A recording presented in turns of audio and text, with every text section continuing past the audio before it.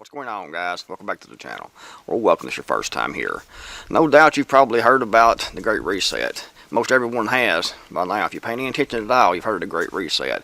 You know, the World Economic Forum, Klaus Schwab, and their plan to control the world. Essentially, they want a real-life Hunger Games type situation. They're up here, everyone else is down here. And they want everyone in the world to be at the same level, which is the poverty level. They want the world to be at a third world status, and they want them to be up here with everything, owning everything. You know, they already said, you want nothing and you'll be happy. You want nothing, they want everything, and that's the plan. So I thought I'd make a video today to talk about a few ways to survive through that. It's coming. A lot of people says that it's failed, that the Great Reset has failed. It hasn't. They keep moving along, they keep moving along, and these people have the power, they have the wealth, they have the political backing to keep moving along and taking step by step and getting to the situation that they want. And they've also said, you know, Klaus Schwab said it's going to be an angry world. And they don't care. They know this already. They've planned for this. They know what's going to happen. They have their steps laid out to implement this Great Reset agenda. And it's, like I said, a Hunger Games, control, grid type agenda. So what can you do to survive this? It's going to be difficult. You know, it would have been easier to survive an economic collapse. And that'd be it. Economic collapse like in Venezuela, which is bad. And most people, a lot of people would die. A lot of people would suffer. That would have been actually easier to survive through, I think, in my opinion, than what they're implementing right now, this Great Reset agenda. But number one, stockpile basic foods. Get all the food you can stockpiled. You know, flour, cornmeal, sugar, salt, oats, beans, grains, canned goods. Stockpile everything you can stockpile. Fill the rooms full, under your bed, your closet's full. Get all the food you can stockpile back. Those basic foods. You know, if you have the money and you want to have an easy way to stockpile food, then go to the link below and click on My Patriot Supply and go buy your supply of food for you and your family. However, it's going to be expensive, but it is the easiest way to go. But in my opinion, you're better off to actually go buy those basic foods at your supermarket while you still can, stockpile those, and actually learn how to cook with those. Don't just stockpile those back and think, I will learn how to do this when I need it. But right now I'm going to keep eating at McDonald's. I'm going to keep buying these foods in these boxes, these cereals and things, these microwave dinners, and never learn how to cook. Learn how to use those basic foods. Don't just stockpile those. Learn how to take that cornmeal and make cornbread. Learn how to take that flour and make biscuits. Learn how to take that flour and sugar and some eggs and bake a cake. Learn how to cook with those foods that you've put back. And number two, start a mini farm in your backyard. If you have a half an acre, work that into a mini farm to produce as much food as you possibly can on that acre. If all you have is an apartment and you have a balcony that's facing the sun, get some 5-gallon buckets and plant on that balcony. Do everything you can to grow as much food as you can where you are with what you have. It's going to be different for everyone, how they grow, how much they can grow, depending on where they are, the location, the weather, and things like that. And I know there's going to be people come on here and going to say, well, why grow a garden because someone's come along and take it? They might. However, if you don't try, then you're guaranteed to have nothing. You're guaranteed to produce nothing. If you don't plant a garden and try to grow something, you're guaranteed to have nothing. You might plant that garden and someone might come along and take it. However, at least you have a chance to actually have a harvest. And you need fresh fruits, fresh vegetables to keep your health up and to complement and to extend your food storage. So if you have the room to put in, you know, 2 raised beds in your small backyard, 2 4-foot by 8-foot raised beds, do that. 1 raised bed. If you have the room to put in a 100-foot by 50-foot garden area, do that. Do what you can to grow as much as you can where you are. And like I said, not everyone can do this because some people don't own their property or on the property that they're on. They're renting in apartments and things like that. But try to figure it out and do as much as you can where you are with what you have. If you live in an apartment, you can take and sprout seeds like wheat, mung beans, and things like that, and actually sprout those. You get a jar, put a screen over top of that jar, screw the lid on like a mason jar, leave the top part off the mason jar, screw the ring on, soak those seeds, shake those up, dip that out, let the water drain out, turn that up, let that drain, and do that about 4 or 5 times a day. And in several days, depending on the seed, you'll have fresh sprouts. You can eat those, and that's healthy, and it's will take the place, or at least help to take the place of eating fresh vegetables grown in your garden outside. There's ways to do things, different ways to do things. Don't give up yet, because you don't have a farm, you don't have a retreat. Look at what you have where you are and say, how can I fix this problem? How can I make this work for me? How can I produce where I am? And then put back tools, gardening tools, hoes, rakes, mattocks, and things like that to dig that soil up, and put back things to help with pest control in your garden. Stockpile everything you need to grow a garden. Put back some books, learn how to garden, start out small if you haven't done it before, and grow larger as you can. And you might also look into getting some chickens for eggs and meat, maybe some rabbits for fertilizer and possibly meat, depending on your religious beliefs. But even if you don't plan to eat those rabbits, they produce excellent fertilizer.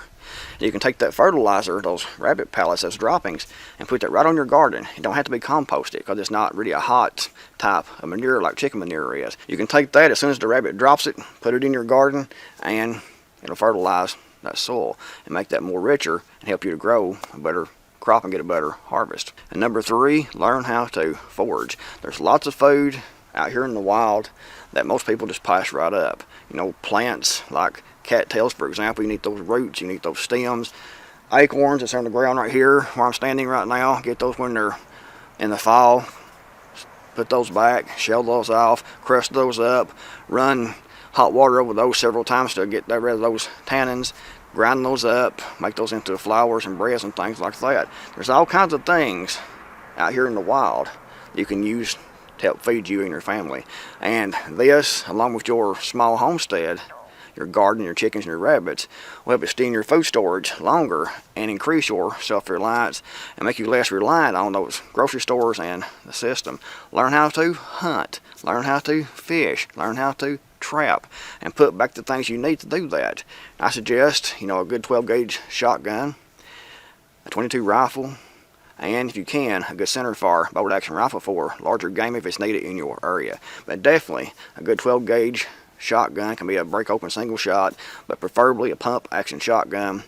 A 22 rifle, preferably a Ruger 1022, for example, is an excellent firearm. You can also get extra capacity magazines, 25-round magazines that are pretty reliable for those 1022s, so it can be made into a fairly effective self-defense tool. But definitely learn how to forage for the wild things where you are, those plants, those wild animals and things like that. Learn how to trap those, harvest those, fix those, cook those, preserve those, and it will definitely extend your survivability and the time that you can actually make it without having to go to the grocery store, because you can only put back so much food. And if you just have a year's supply of food and you don't raise no garden, you don't forage, it's going to last a year. But if you take that year's supply of food and you also raise a garden, raise chickens, have rabbits, forage, maybe take a couple of deer during the year, harvest those, you can extend that 1 year food storage to maybe 5, 6, even 10 years, depending on how self-reliant you are where you are. So looking at it that way, you don't have to actually stockpile as much food if you plan on producing a lot of your own through your backyard homestead and foraging. And guys, number 4 is develop barter skills. Learn different things you can do that will be valuable to your community. Your own little home business. What skill do you have? Can you fix things? Can you build things? Can you make things that you can barter for something else that you need that you don't have?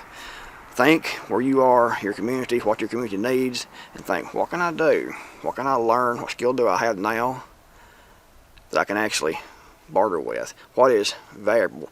What will make me an asset to my community? And develop that skill. Put back the tools and supplies to be able to provide that skill, that barter item to your community. And if it's a skill you're bartering, a lot of people talk about putting back barter goods. Those run out. You can put back some things to barter, to trade, and that works great on the short term. However, if it's a long-term thing, which is going to be a long-term thing, the best barter item you have is right up here, and the tools you have and your 2 hands to actually work with, to produce, to construct, to repair. So think of what you can do now. If you don't have those skills, get to work developing those skills and put back the tools and supplies needed to be able to use that as a barter item to help your community. And guys, number 5 is to prepare for rolling blackouts. You see right now what's happening in Europe with the energy grid there.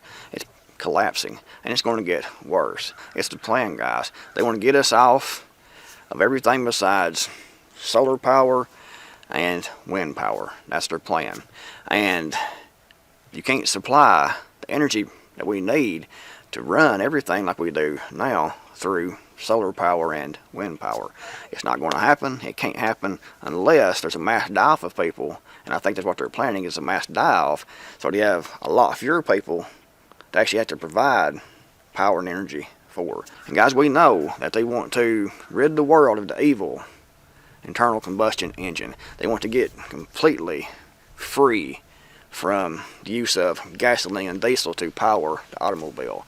They want everyone to be on electric, and it's not going to be able, it's not feasible. They don't have enough power from this wind and solar to supply the people, much less to keep those electric vehicles charged up, unless there's a mass die-off, like I said. And I think that's what they're planning, is a mass die-off of 90% of the population, have 10% of the population left. You know, to save the planet. It's a good thing to save the planet. Kill 90% of the people to save the planet. But guys, keeping that in mind, it's going to be important to realize that walking and biking are going to be major forms of transportation in the very near future. People are going to be walking from point A to point B a whole lot more often.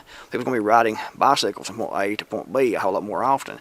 So, knowing that, start walking now. Get yourself in the best shape that you can. Put back some good walking shoes.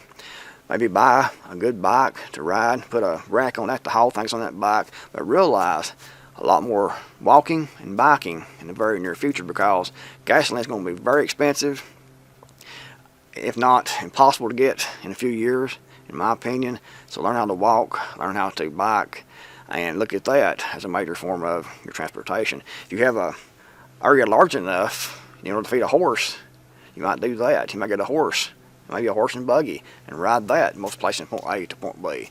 But they want to phase out the automobile and internal combustion engine. And guys, number 7 is to be armed at all times. When the economy gets bad and people are struggling to feed their families, crime goes up. People start robbing, people start stealing. So go armed at all times. When you're riding your bike from point A to point B, someone might say, I like that bike. Let's take it. If you're not armed, they're going to just take it. So be armed at all times, be able to defend yourself at all times. Best thing to do that with is a good quality handgun, a good reliable handgun. My top choice for that would be a Glock Model 19. You're better off when armed to actually have that concealed, because you want the element of surprise. You don't want people seeing that you have a gun everywhere you go, because then you lose the element of surprise. You want to have a gun, but no one actually know that you have a gun. A lot of people think that they'll carry a gun out in the open and it will scare people away. People won't try to rob them. And it can work sometimes. However, when people get desperate, they know you're armed, they'll just change their tactics. Instead of coming to you to try to take what you have face to face by using these, they'll just pop, shoot you from a distance and take what you have, if they know you're already armed. So, concealment. Good handgun, Glock Model 19 preferably, and good, comfortable concealment holsters. And what holster you use will depend on how your body's made and how you intend to carry that. But I will link that description box below to my resources page. You go check my concealed carry gear out and look at what I have, what I use, and maybe that can help you pick what's best for you. But it's going to depend on how you intend to carry concealed and your body type and your shape and things like that. But definitely get a handgun, learn how to use it, go armed at all times. And guys, number 8, and this is a big one, guys. Not everyone will be able to do this, but if you can, any way possible, get out of debt. If you owe a mortgage on your home, pay that off if you possibly can, in any way whatsoever. If you own your vehicle, pay that off. Anything you owe on, try your best to get that paid off if you want to be debt-free. It is great being debt-free. It's liberating. It gives you peace of mind. And I know people come on here and they'll say, well, you pay your property off and the state will just come along and take it for back taxes. First off, you don't pay property taxes to the state or federal. You pay property tax to your county. And if you don't pay no property taxes for several years, yeah, they can come in and take your property for those back taxes. However, they don't really want to. They prefer to get paid those property taxes.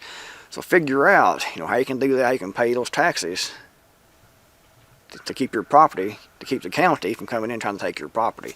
It's not really as big a deal as most people think it is. This property here, where I am right now, I have 3 acres here in this house, and my property taxes are less than $1,000 a year here on this property. So there's ways to pay your property taxes even during this great reset, because you're going to have to. You're going to have to figure it out. Stop making excuses and saying, oh, I can't do this, or I can't do that, or I don't need to pay the property off because they'll come along and take it anyway. I don't need to raise a garden. I don't need to put back no food because someone will come along and take it, or I'll just lose it. Stop thinking that way. That's defeatist mindset. Think how you can actually work things to your advantage and actually prepare and survive through this thing. Stop making excuses, because excuses will just be your downfall, unfortunately. It's just simple facts of the matter. Stop making excuses, get off your ass, and do something. Now, not everyone will be able to do everything on this list, but take the list and everything you can on this list. And if you can pay off your debts, please pay off your debts. It isn't financial advice, it's common sense. Pay off your debts. Get out of debt. It feels good. It feels great. You can dance the jig when you do. Number 9 is to get in the best shape you possibly can. Take care of your health. Get any conditions taken care of now if you can, like any teeth issues. Get those taken care of. Any medical issues, get those taken care of if possible. And learn how to take care of yourself. Learn first aid, CPR. Learn about medical plants. Learn about supplements and herbs. Do everything you can to learn about keeping yourself and your family in as good a shape as you possibly can, physically and mentally, because you don't want to have health issues. If you have health issues, it definitely decreases your chances of survival now, but especially during this great reset and this collapse that's coming. That's happening now, but it's moving forward. It's happening and it's coming. So take care of yourself, get in shape, get medical issues taken care of, learn about medical plants, herbs, supplements, and things like that. Take care of yourself physically, your family physically and mentally. Number 10 on my list is to stockpile gold and silver. Now, I know most people won't be able to do this, but if you can, it's a good hedge against inflation. It's a good way to retain your wealth. But like I said, most people can't do this, and I want you to focus on the previous 9 things in this list before you even think about stockpiling gold and silver. Stockpile your pantry, learn skills, get armed, get your health taken care of, get your gardens put in, your self-reliance put in on your property, get yourself paid out of debt. Once you get all that done, if you do, then you can focus on stockpiling things like gold and silver to retain wealth and actually use those for barter purposes. Now, I just touched on these topics. You can go into much more detail on each topic, and I'll link to books, description box below, to my favorite books about these topics. Go there and check it out. If you liked the video, give it a big thumbs up. Thanks for watching, and Creekmore out here, and I'll see you guys in the next video, hopefully.